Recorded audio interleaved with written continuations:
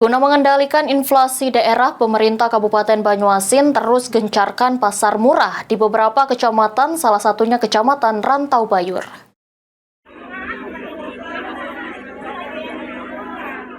Guna mengendalikan inflasi daerah, pemerintah Kabupaten Banyuasin terus gencarkan pasar murah di beberapa kecamatan, salah satunya Kecamatan Rantau Bayur.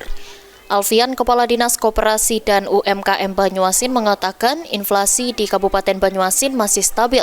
Untuk mempertahankan kestabilan inflasi, pemerintah Kabupaten Banyuasin terus menggencarkan pasar murah yang akan dilakukan di seluruh kecamatan.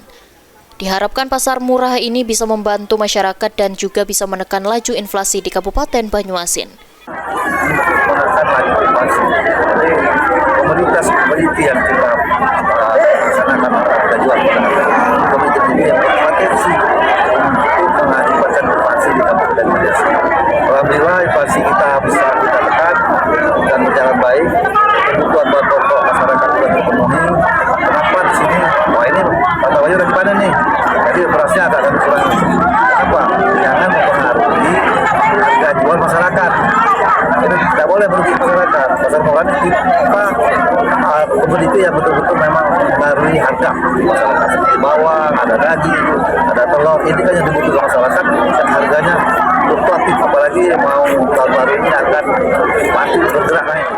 Dihimbau ke masyarakat agar membeli kebutuhan bahan pokok sesuai dengan kebutuhannya agar tidak terjadi inflasi di Kabupaten Banyuasin. Ridho Ilahi, PAL TV.